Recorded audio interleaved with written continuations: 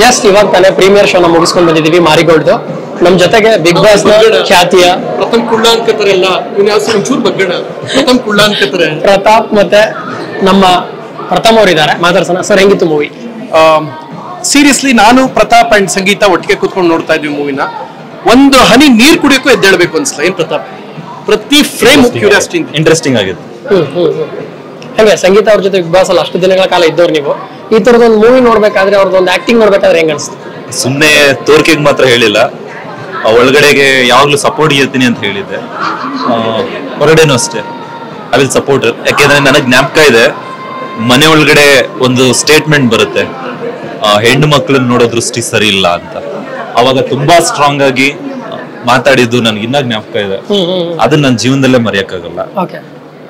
ಯಾವ್ದೇ ಹೆಣ್ಮಗಳಾಗ್ಲಿ ಗಟ್ಟಿಯಾಗಿ ನಿಂತ ಆಟ ಆಡಿದ್ದಾರೆ. ಸಿನಿಮಾದಲ್ಲೂ ಕೂಡ ಗಟ್ಟಿಯಾಗಿ ಬೆಳಿಬೇಕು, ಎತ್ತರಕ್ಕೆ ಬೆಳಿಬೇಕಂತ ಆಸೆ ಕಂಡಿದ್ದಾರೆ. ತುಂಬಾ ಚೆನ್ನಾಗಿ ಒಳ್ಳೆ ಪಾತ್ರ ನಿರ್ವಹಿಸಿದ್ದಾರೆ, ಕ್ರೈಮ್ ಥ್ರಿಲ್ಲರ್ ಪಾತ್ರ. ಒಳ್ಳೆ ಮೆಸೇಜ್ ಕೊಟ್ಟಿದ್ದಾರೆ. ಇವಾಗ ಈ ಚಿತ್ರ ಬಿಗ್ ಬಾಸ್ ಗಿಂತ ಮುಂಚೆನೆ ಸೆಟ್ ಏರಿದ್ದು, ಅದಾದ್ಮೇಲೆ ಶೂಟಿಂಗ್ ಎಲ್ಲ ಆಗಿರೋದು. ಅದರಲ್ಲಿ ಕೆಲವೊಂದಿಷ್ಟು ಡೈಲಾಗ್ಗಳು ಬಿಗ್ ಬಾಸ್ ಗೆ ರಿಲೇಟೆಡ್ ಆಗಿರೋದೇ ಇದೆ. ಒಂದ್ ನಿಮಿಷ ಅದ್ರ ಬಗ್ಗೆ ನಾನು ಹೇಳ್ತೀನಿ. ಪ್ರತಾಪ್ ಕದ್ ಗೊತ್ತಲ್ಲ, ಅದನ್ನ ನಾನು ಪ್ರಾಮಾಣಿಕವಾಗಿ ಹೇಳ್ತೀನಿ. ಏನಾಗುತ್ತೆ, ಒಂದ್ ಕತೆ ಡೈರೆಕ್ಟರ್ ಏನ್ ಮಾಡಿರ್ತಾರೆ ಹೇಳಿರ್ತಾರೆ, ಸ್ಕ್ರೀನ್ ಪ್ಲೇ ಡೈಲಾಗ್ಸ್ ಏನಾಗಿರುತ್ತೆ ಅದ್ ಮಾಡಿರ್ತಾರೆ. ಅಂಡ್ ಆಕೆ ಸಿನಿಮಾ ಬಿಗ್ ಬಾಸ್ ಹೋಗ್ತೀನಿ ಅಂತ ಆಕೆಗೂ ಗೊತ್ತಿರಲ್ಲ ಒಂದು.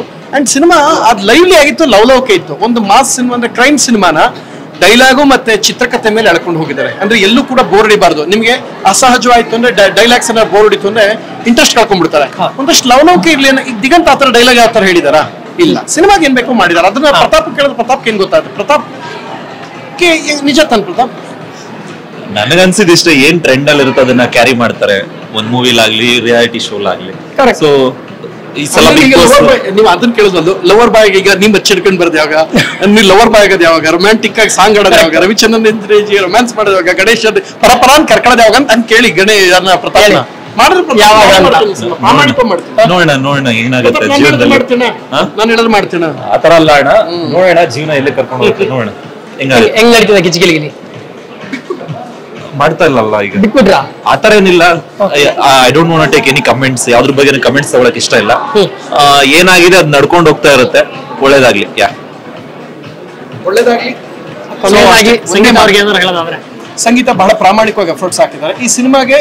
ಒಂದು ಮಾಸ್ ಸಿನಿಮಾ ಏನೇನ್ ಬೇಕು ಹಿಡಿದಿಟ್ಟು ಕೂಡ್ಸೋಕೆ, ಥಿಯೇಟರ್ ಕೂಡ್ಸಿಟ್ಕೊಂಡು ವಿಷಲ್ ತಗೊಳಕ್ಕೆ ಏನೇನ್ ಬೇಕು ಎಲ್ಲ ಎಲಿಮೆಂಟ್ಸ್ ಎಂಟೈರ್ ಟೀಮ್ ಮಾಡಿದೆ. ಇದು ಸಂಗೀತ ಅವ್ರಿಗೆ, ರಾಘವೇಂದ್ರ ಅವ್ರಿಗೆ, ರಾಘವ್ ಅವ್ರಿಗೆ ಎಲ್ಲರಿಗೂ ಅಪ್ರಿಶಿಯೇಟ್ ಮಾಡ್ತೀನಿ.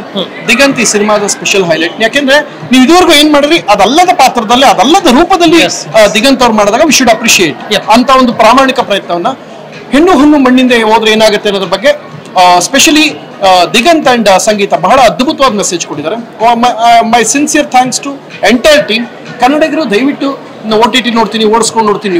ನೀವು ಫಾರ್ವರ್ಡ್ ಮಾಡ್ಕೊಂಡು ನೋಡೋಕ್ಕಲ್ಲ. OTT ಎಲ್ಲ ಫಾರ್ವರ್ಡ್ ಮಾಡ್ಕೊಂಡು ನೋಡ್ತೀರಾ, ಓಡಿದ್ರೆ ಪ್ರಯತ್ನ ಇಲ್ಲ. ಥಿಯೇಟರ್ ಅಲ್ಲೇ ನೋಡ್ಬೇಕು. ಥಿಯೇಟರ್ ನೋಡಿ ಸಂಗೀತಕ್ಕೆ ಆಶೀರ್ವಾದ ಮಾಡಿ.